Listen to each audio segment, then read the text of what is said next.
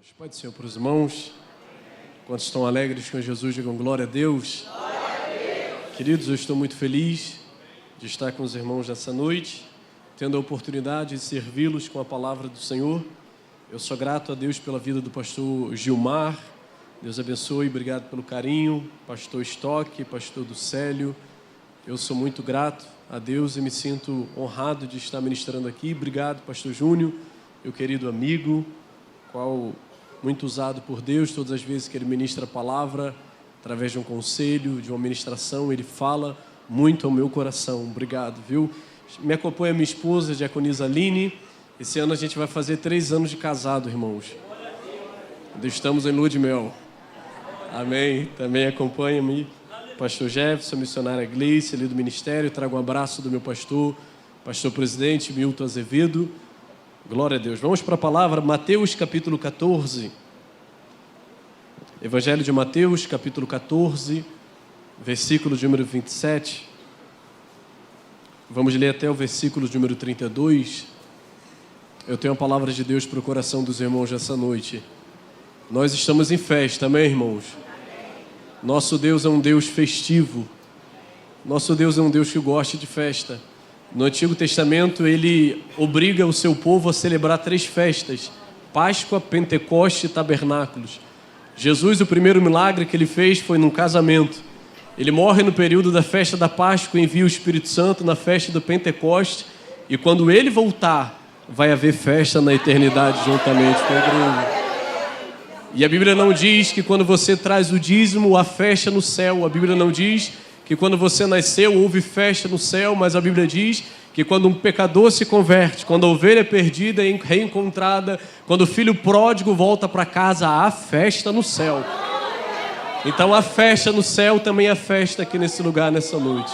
Amém? Mateus capítulo de número 14, eu sinto a liberdade do Espírito nesse lugar, nessa noite. Verso de número 27 diz assim: Jesus, porém, lhes falou logo, dizendo: tende bom ânimo, sou eu, não temais. Respondeu-lhe Pedro e disse: Senhor, se és tu, mande-me ir ter contigo por cima das águas. E disse: vem.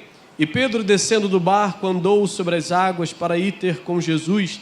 Mas, sentindo o vento forte, teve medo. E, começando a ir para o fundo, clamou, dizendo: Senhor, salva-me. E logo Jesus, estendendo a mão, segurou e disse: homem de pequena fé, por que duvidais? E quando subiram para o barco, acalmou o vento. E você pode tomar os seus assentos, glorificando o nome do Senhor Jesus. Glória a Deus. Quando nós voltamos os nossos olhos para o passado, quando nós voltamos os nossos olhos para as primeiras páginas do Novo Testamento, nós encontramos aqui um acontecimento extraordinário, um momento especial em Israel e em toda a humanidade.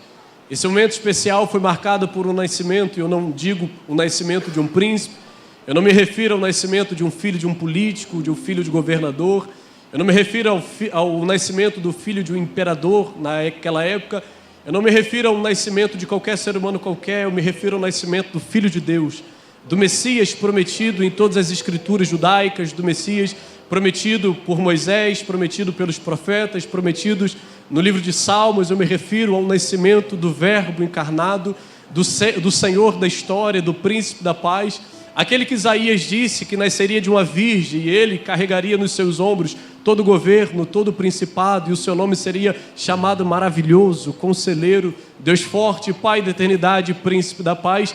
Nasce naquele tempo, contrariando a ideia, contrariando a expectativa de todo Israel, porque todo Israel esperava um Messias à lá Davi, montado num cavalo branco, com uma coroa de ouro, levantando uma espada, trazendo uma rebelião, uma revolta contra Roma. Jesus contraria toda a expectativa, Jesus contraria toda a realidade, porque ele nasce numa família simples, a sua mãe era uma pessoa simples, o seu pai era um carpinteiro.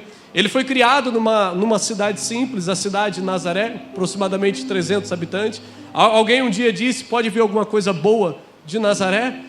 Pode sim, pode vir o Senhor da história, ele veio de Nazaré. Ele nasce, ele cresce, ou melhor dizendo, ele foi educado numa vida comum. Até os 30 anos de idade, ninguém olhava para ele e dizia assim: esse é o Messias, esse é o Senhor que vai libertar Israel do jugo de Roma, que vai libertar Israel do poder de Satanás, do poder do pecado. todos que olhavam para ele, os irmãos não acreditavam nele. Um dia, nos primeiros dias de ministério, ele prega na cidade de Nazaré, em Cafarnaum, e a Bíblia diz que ele abre a Bíblia lá no profeta Isaías e calhou de cair naquele texto: o Espírito do Senhor está sobre mim, porque ele me ungiu. Jesus fecha o pergaminho, senta-se e ele diz assim: olha, a partir de hoje se cumpriu essa profecia. Todo mundo olha para ele assim: o que esse homem está querendo dizer? Por acaso ele não é o filho de José? Por acaso ele não é o filho da irmã Maria, que frequentava o culto todo domingo? Por acaso ele não cresceu com a gente, jogando bolinha de gude, soltando pipa? Ele está dizendo que ele é o Messias de Israel. Ele não tem nada, não há nada nele que parece ser o Messias. Todavia, quando ele abria a boca para ministrar, irmãos, Deus falava por meio dele, pessoas eram mudadas, pessoas eram transformadas. Até os 30 anos de idade não parecia que ele seria o Messias. Ele viveu uma vida muito simples até os 30 anos de idade. Ele viveu de uma forma oculta, porém, aos 30 anos de idade, a Bíblia diz que ele desce o Rio Jordão, foi batizado pelo seu primo João Batista. Aquilo ali marca o início do ministério de Jesus, e Jesus começa a pregar. Jesus começa a pregar nas regiões da Galileia. A Bíblia diz que pelo menos o primeiro ano do ministério de Jesus, ele prega na região da Galileia. Ele só vai pregar na Judéia e Jerusalém pelo menos um ano depois do seu ministério. No primeiro ano, Jesus prega na cidade da Galileia, em muitas cidades, e todos os lugares que Jesus pregava, multidões iam atrás dele, porque ele não só pregava, ele não só interpretava o Antigo Testamento. Havia nele algo diferente, que não havia em nenhum fariseu da época. Todas as vezes que ele abria a boca para ministrar, eu imagino que as pessoas eram fixadas nele. E Jesus era tão bom na pregação, que até as criancinhas paravam para ouvir Jesus pregar. E ele não só pregava, ele também curava. Ele não só curava, ele também batizava. Ele não só batizava, ele também ressuscitava mortos. Ele não só ressuscitava mortos, ele levantava o paralítico. Ele pode fazer isso nessa noite. Alguém acredita nisso? Diga glória a Deus. Ele prega, irmãos, ele começa o seu ministério. Aliás, as primeiras mensagens de Jesus, os primeiros sermões de Jesus, foi a continuidade do sermão de João Batista, porque você vai lembrar que o sermão de João Batista era aquele sermão duro, incisivo: arrependei-vos, porque é chegado o reino dos céus. Esse também foi o primeiro sermão de Jesus. Jesus estava dizendo: olha, arrependei-vos, porque é chegado o reino dos céus. Jesus não estava falando de um reino físico, Jesus não estava falando de um poder físico que viria sobre a terra, como foi o Império Egípcio, como foi o Império Babilônico, Assírio, Macedônio e o Império Romano, o Império regente do mundo naquela época. Não, Jesus não estava falando de um reino físico, de um reino temporal. Não, Jesus está falando de um reino eterno, de um reino espiritual, de um reino cujo rei governa para todo sempre, de um reino que Daniel viu na visão de Nabucodonosor. Todos os reinos do mundo passariam, mas depois que esse reino fosse estabelecido, ele seria eterno, e nenhum reino do mundo conseguiria destruir esse reino. E eu abro um parênteses para dizer nessa noite que os habitantes do reino ainda estão aqui nessa terra, mas quando a trombeta tocar, nós estaremos na eternidade. E você diga glória a Deus por isso. Jesus começa a pregar, e o sermão de Jesus se torna conhecido por todo o território de Israel. Em pouco tempo, esse mestre simples, esse rabino simples, se torna uma figura popular em todo Israel. Israel nunca mais foi o mesmo. Aliás, a humanidade nunca mais foi o mesmo depois que ele começou a pregar. Até hoje, a humanidade foi transformada pelo poder do ministério de Jesus. Com carinho, olha para alguém que está só, diga assim: Jesus vai te pegar hoje, irmão.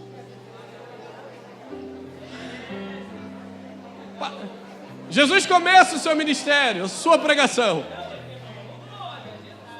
E como mestre, ele começa a escolher discípulos.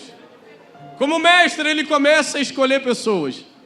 E o que me chama a atenção de Jesus, que Jesus ele contraria toda a realidade. Jesus não foi nas escolas judaicas, escolheu os alunos de Hilel, os alunos de Shammai. Jesus não foi escolher os alunos de Gamaliel para o seu ministério. Jesus contraria toda a realidade. Jesus vai na beira do mar da Galileia e escolhe pescadores para segui-lo, para andar com ele no ministério. Jesus contraria toda a realidade. Ele vai lá na coletoria de impostos, homens que eram odiados por todos os judeus da época, homens que eram considerados traidores do seu povo, e ele escolhe discípulos para andar com ele. E eu paro para pensar aqui, irmãos, qual foi o critério que Jesus usou para escolher os seus discípulos? Alguém diz assim: olha, o critério que Jesus usou foi a sabedoria. Qual discípulo de Jesus era sábio? Talvez o critério que Jesus usou foi algum talento, alguma aptidão que ele tinha. Irmãos, nenhum dos discípulos de Jesus foram escolhidos pelo talento que eles tinham. Porque senão o tesoureiro do grupo não seria Judas, seria Mateus.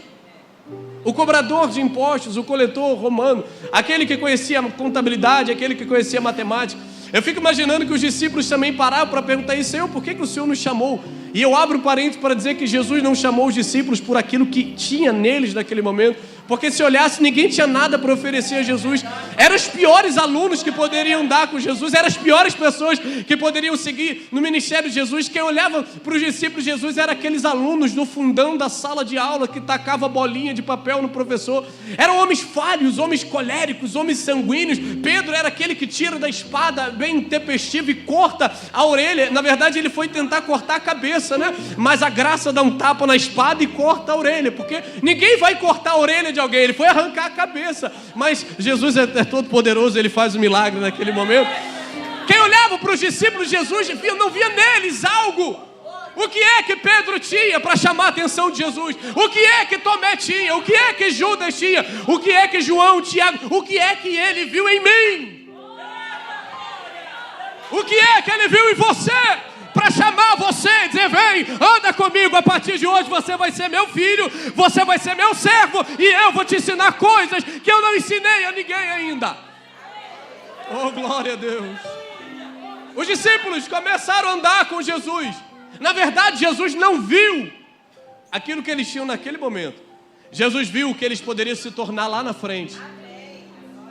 Quando Jesus olhava para Pedro, Jesus não via um pescador colérico, sanguíneo, cheio de erros, o que colocava o grupo em perigo. Quando Jesus olhava para Pedro, ele viu o futuro.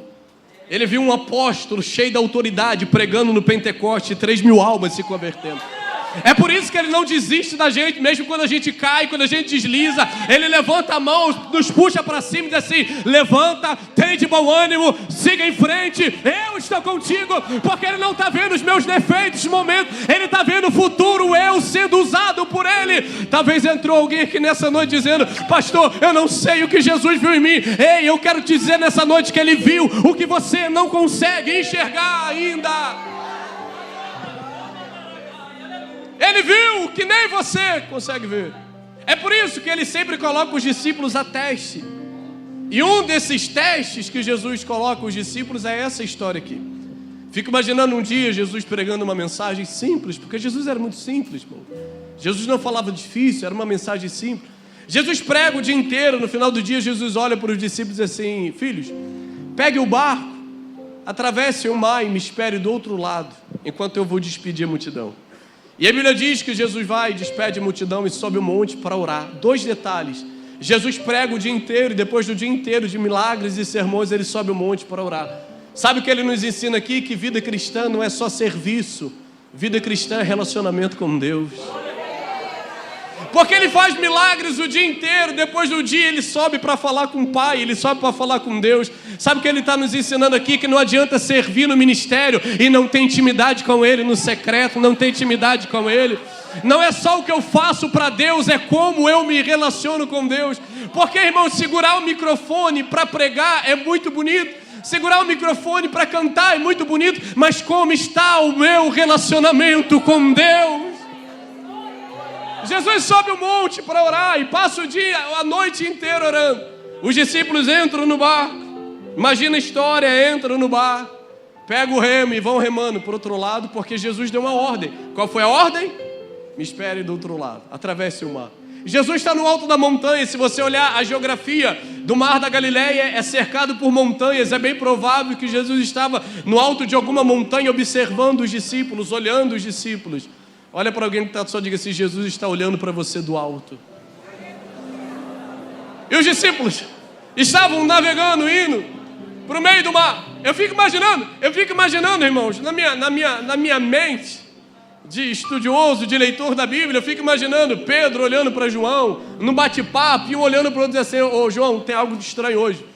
O que foi, Pedro? O que você está achando estranho? Ô João, você lembra a última vez que ele deu essa ordem para a gente? Eu lembro, foi lá no capítulo 8, alguns capítulos anteriores a esse. Sim, mas você lembra o que aconteceu, João? Sim, eu lembro, veio uma tempestade, parecia que o barco ia afundar, a gente ficou desesperado, mas calma, Jesus estava com a gente. Ele calmou a tempestade. Esse é o problema, João. Dessa vez ele não está com a gente. E se a tempestade voltar de novo? E se nos surpreender novamente? Mas vamos embora, algo vai acontecer.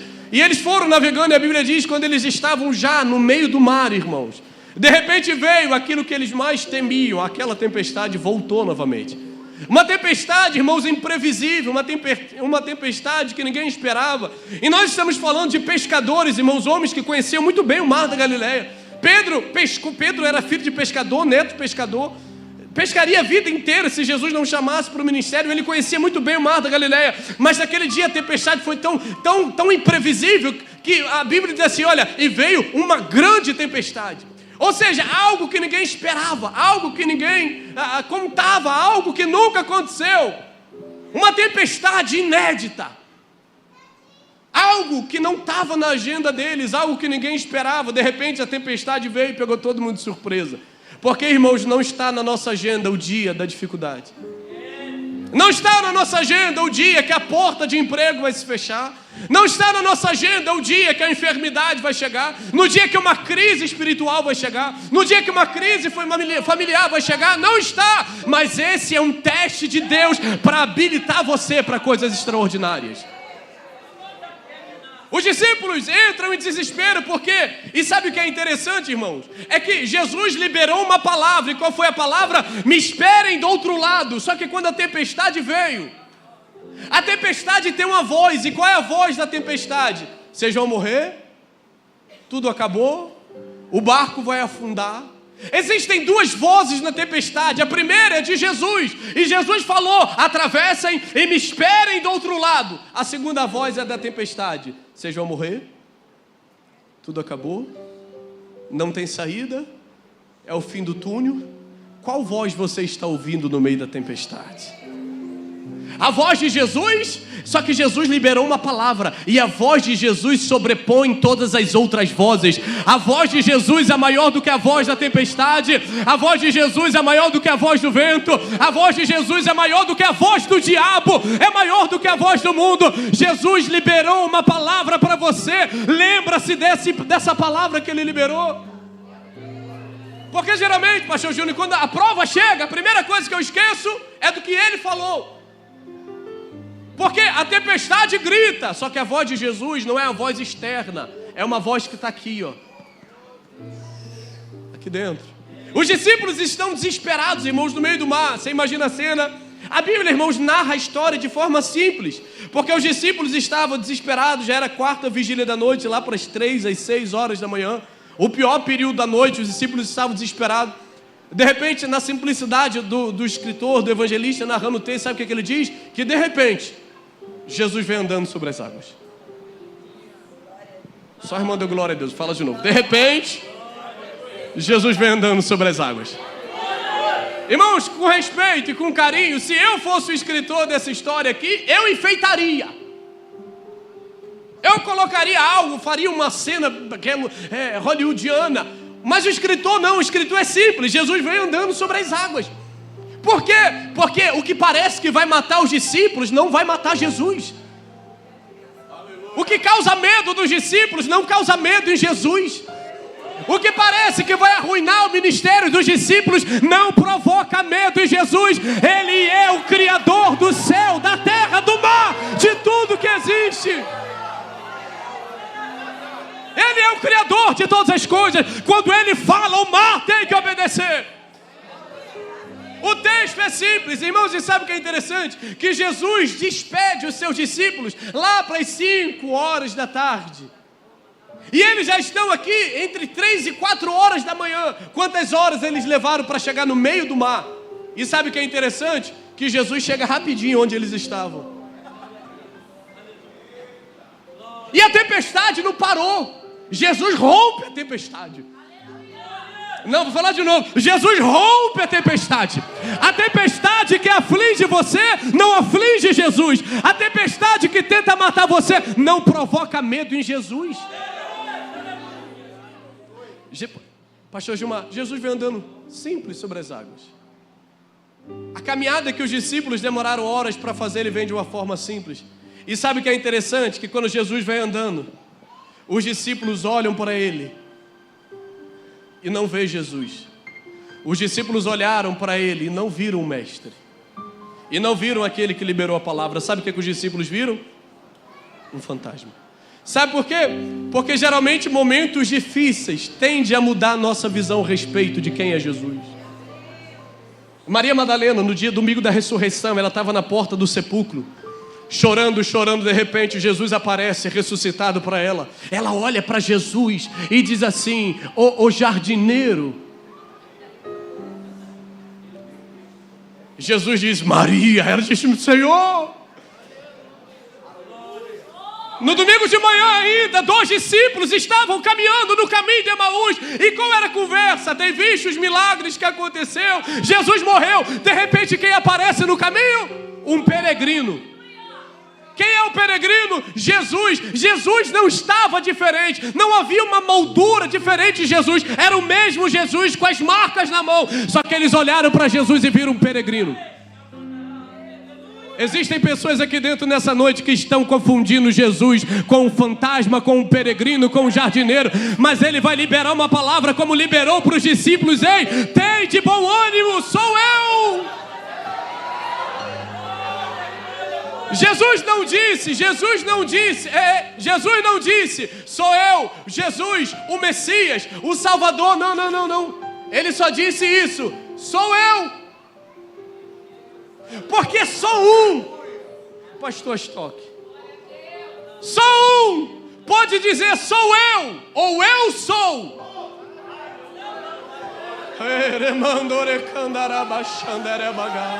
Homem nenhum tem autoridade de dizer eu sou. Quando Jesus falou eu sou, sou eu, todos eles se lembraram. E quem é ele? Ele é a ressurreição e a vida. Ele é o bom pastor que tira a vida que salva a vida das ovelhas. Ele é o caminho, ele é a verdade, ele é a vida, ele é o alfa, ele é o ômega, ele é o verbo vivo. Eu sou.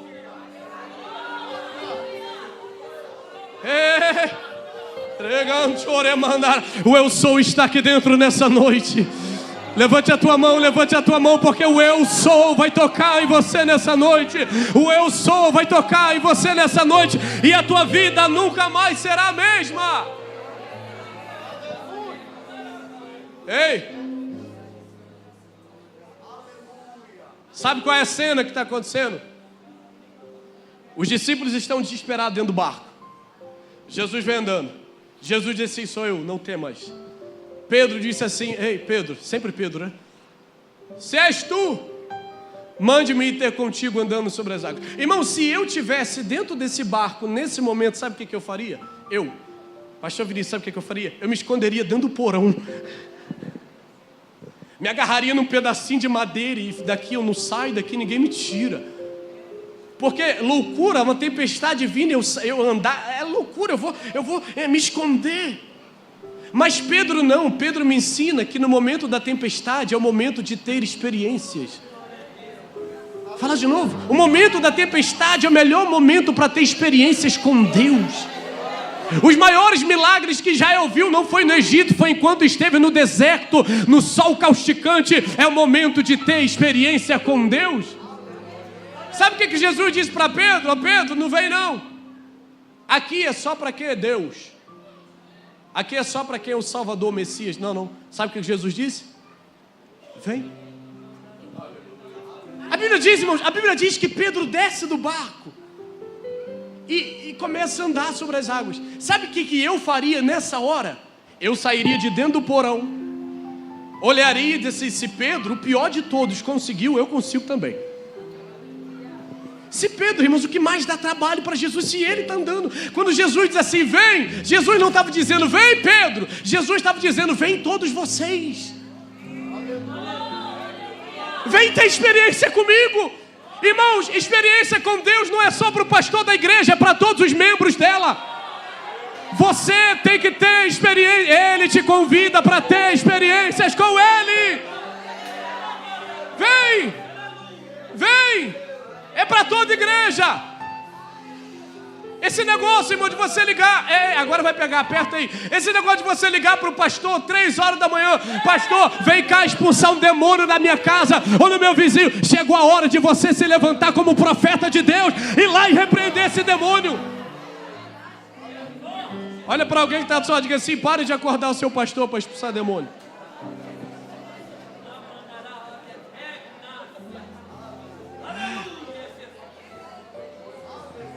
Jesus, Pedro vai andando sobre as águas. Agora você imagina a cena, irmãos. Pedro andando sobre as águas e os discípulos aqui dentro do barco, agarrados num pedacinho de madeira, olhando aquilo. Esqueceram até da tempestade, está olhando para Pedro. E Pedro está andando sobre as águas. E está todo mundo aqui olhando, talvez torcendo para que Pedro afundasse. Sabe por quê? Porque o sucesso de Pedro revelava o fracasso deles. A coragem de Pedro revelava o medo deles, a covardia deles. E tem muita gente que não quer ter experiência com Deus, então ele prefere ficar agarradinho no pedacinho de madeira, no conforto que é melhor. E geralmente quem dá passos à frente para viver experiências é criticado. Por quê? Porque geralmente não são todos que saem do barco, todos ficam dentro. Não são todos que chegam para o pastor e falam assim: pastor, conta comigo nesse ano. Não, são poucos, são raros. E geralmente é criticado, tomara que afunde. Soberbo, precipitado, quer chamar a atenção do mestre, quer ser melhor que todo mundo. É ou não é? É melhor, irmãos, você sair para ter experiências com Deus do que você ficar nessa zona de conforto a vida inteira e nunca viver nada com Deus.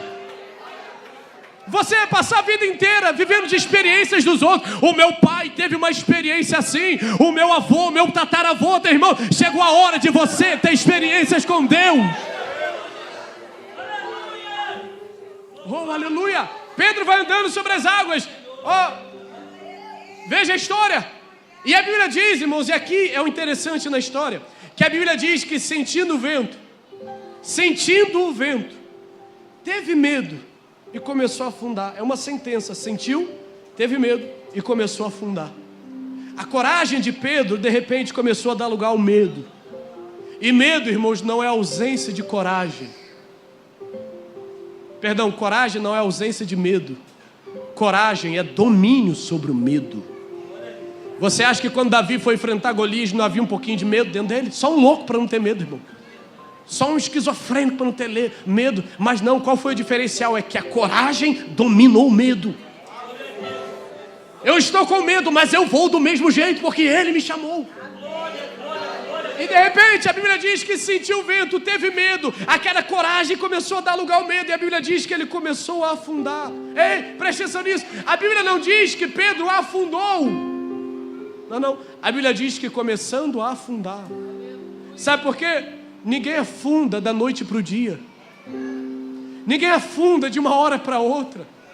Nenhum ministério cai de uma hora para outra. Geralmente os pés afundam. De repente a canela, o joelho. E tem gente que só percebe que está afundando quando já afundou completamente. Deus está falando com alguém nesse lugar, nessa noite. Começando a afundar. Só que aí tem um problema. Se Pedro grita, todo mundo que estava no barco ia saber. Ia revelar o fracasso. Se Pedro grita, Senhor, socorro, todo mundo que ia estar no barco ia dizer assim: está vendo? Falei. Jesus queria ensinar para Pedro o seguinte: a lição da humildade. Porque Pedro não era humilde. Pedro começou a afundar. Os pés começaram a mergulhar no mar das trevas e da escuridão. E de repente Pedro olha, eu fico imaginando Pedro olhando para Jesus e olhando para os discípulos, olhando para Jesus e olhando para os discípulos. Grita ou não grita? Continua afundando ou eu peço socorro? Tem gente aqui, irmãos, afundando em alguma área da vida. Estou sentindo a presença de Deus. Tem pessoas aqui que estão afundando e Jesus está dizendo: grita, pede ajuda, você não está sozinho. Pedro olha para Jesus, olha para os discípulos, olha para Jesus, e a Bíblia diz, irmãos, que Pedro dá um grito.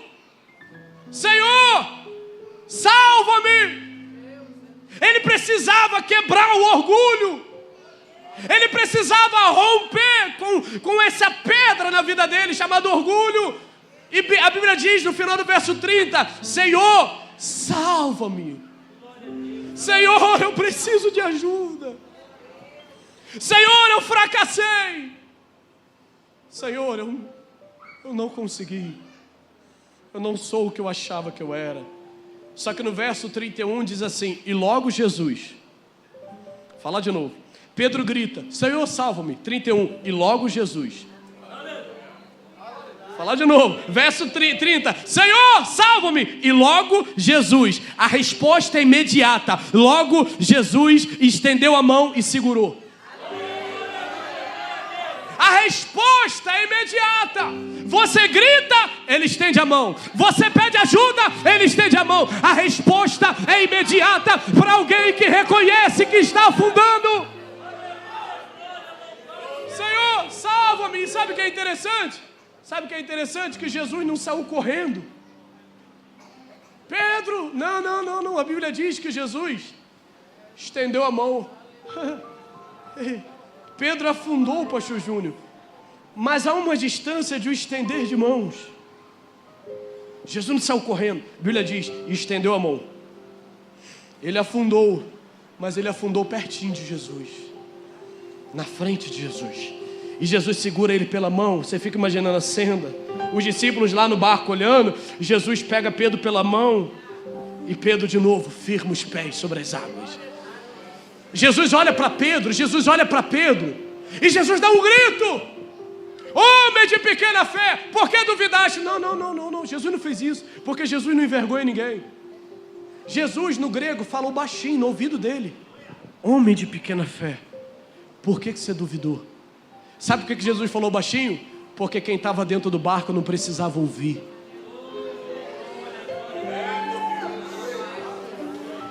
Tem vezes que a gente afunda e o pastor não viu, os irmãos da igreja não viu, mas Jesus chama a gente no cantinho do quarto e diz assim, homem de pequena fé, duvidou por quê? Tem hora que Jesus chama a gente no cantinho da parede e diz assim, está duvidando por quê? Se esqueceu do que eu falei ao teu respeito, está com medo da voz do inimigo, está com medo da voz da tempestade, homem, mulher de pequena fé, tem de bom ânimo. Fico imaginando Pedro meio sem graça. Sabe o que é interessante aqui? É que Pedro agora, ele vai voltar para o barco, mas ele vai voltar para o barco na companhia de Jesus. Pedro precisava aprender uma lição, que experiência com Deus não é pela força dele. Ninguém vai chegar ao fim da caminhada porque é o mais forte ou o mais inteligente. A gente vai chegar até o fim, porque Jesus está segurando na nossa mão e está nos levando. Olha para alguém que está dizendo assim, não é pela força do teu braço, irmãos, é pela graça. A graça te leva até o final, a graça te conduz até o fim, a graça te levanta quando você está afundando, é pelo poder da graça de Deus. Eu estava afundando, mas a graça me levantou. Eu estava desistindo, mas a graça me pegou pela mão e me colocou de pé novamente. Agora, finalizando, a Bíblia diz que Jesus entra no barco. E sabe o que é interessante? Que Jesus entra no barco e acalma a tempestade. Primeiro, ele acalma os discípulos, depois ele acalma a tempestade. No capítulo de número 8, primeiro, ele acalma a tempestade. No capítulo 8, primeiro ele acalma a tempestade, para depois acalmar os discípulos. Dessa vez é diferente. Primeiro ele acalma os discípulos, para depois acalmar a tempestade. Por que isso? Porque a maior tempestade daquele momento não era externa. A maior tempestade aqui nessa ocasião era uma tempestade aqui dentro. Então existem horas, existem momentos que Jesus ele não vai acalmar a tempestade externa. Jesus ele vai me acalmar. Jesus disse aos seus discípulos, tem de bom ânimo, deixo-vos a paz, a minha paz vos dou, não vos dou como o mundo a dá. Jesus não está falando de uma pax romana, uma ausência de guerra. Jesus está falando de uma reirene, uma plenitude de espírito. Sabe o que é isso? O mundo está desabando, mas eu não perco o sono. Jesus está falando, eu deixo uma paz com vocês. O mundo pode estar caindo, pode estar tudo desabando, mas há uma paz aqui dentro de mim, há uma plenitude no meu interior, devido à presença do Espírito Santo, que me dá certeza, Ele está comigo. Eu não estou sozinho. Ele acalma os discípulos e depois Ele acalma a tempestade. Porque os discípulos precisavam aprender a descansar na tempestade. Atos capítulo número 12, Pedro aprendeu a lição. A Bíblia diz que Pedro foi preso. O apóstolo Tiago havia sido martirizado, decapitado por Herodes. Pedro foi preso com 4 quartetos, 16 soldados fortes, dentro, fora e do lado externo da prisão. Pedro algemado nas mãos e nos pés. E a Bíblia diz que Pedro seria morto no outro dia. Sabe o que a Bíblia diz? Como estava Pedro? Desesperado de um lado para o outro, me dizendo, eu vou morrer amanhã. Não. Sabe o que Pedro estava? Roncando, irmão, dormindo. Sabe o que Pedro estava dizendo? Herodes pode matar o meu corpo, mas não vai matar a minha alma. O meu corpo cai na terra e eu levanto no céu. O Herodes tem poder de matar apenas o físico, mas o meu Deus vai me dar vida por toda a eternidade. Eu vou descansar. Oh, glória a Deus. Agora, irmão, Jesus entra, acalma a tempestade, os discípulos acalmam a tempestade. Jesus vai para o outro lado do mar. Agora você imagina a cena, Pedro descendo o barco, eu finalizo agora. Você imagina a cena, irmãos, eu faço uma pergunta. Pastor Júnior, e se Pedro não afundasse? E se Pedro não afundasse? Se Pedro fosse e voltasse, como que ele ia entrar no barco?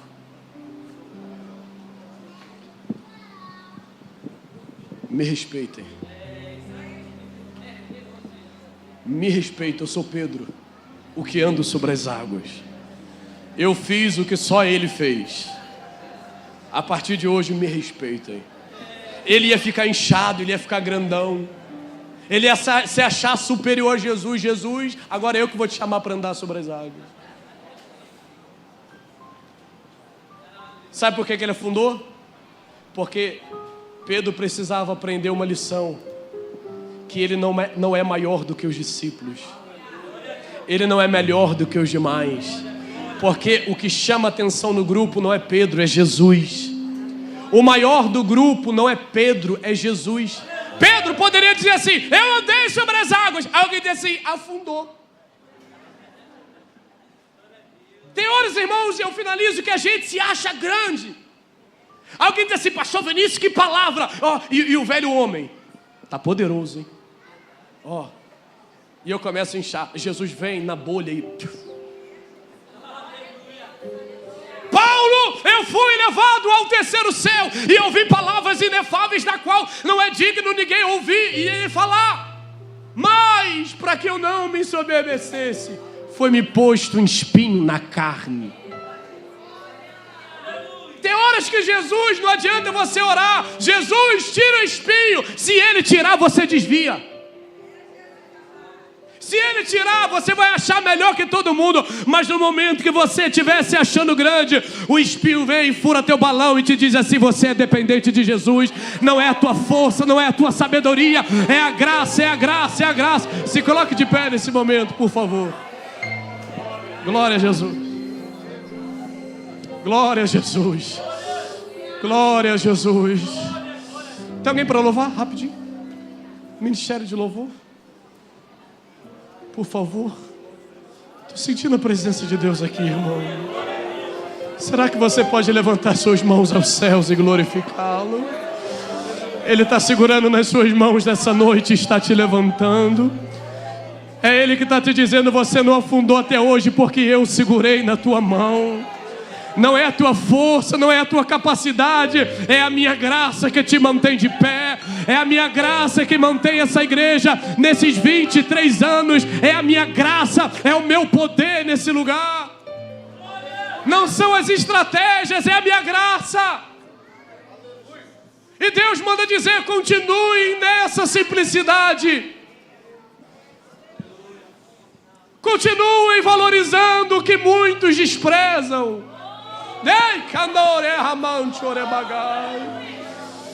Porque tem uma graça de Deus sendo reservada para essa igreja. Você vai começar a ver enfermos sendo curados nesse lugar. Eu sinto a autoridade de Deus aqui. Levante as tuas mãos, se prepare, porque você vai começar a ver pessoas sendo batizadas com o Espírito Santo. Cegos vão começar a enxergar. Se entrar paralítico, Jesus vai levantar nesse lugar.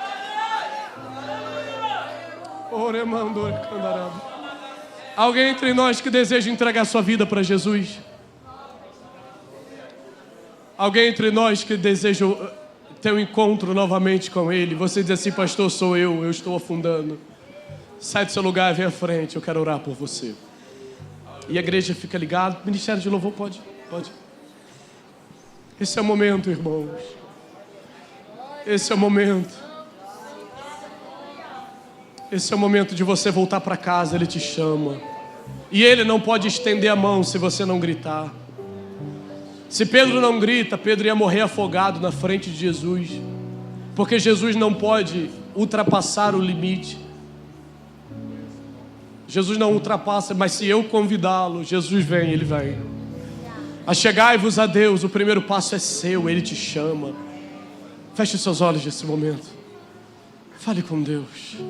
Deixa Deus te tocar nessa hora. Deixa Deus tocar em você nessa hora.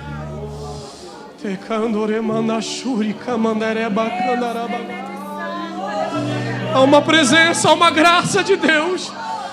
Há uma graça de Deus. O Senhor está renovando pessoas aqui nesse lugar. O Senhor está renovando você para um novo tempo, para um tempo de prosperidade. Agitado estiver, a tempestade passou e fantasmas eu só consegui. O tempo da bonança está chegando. Na minha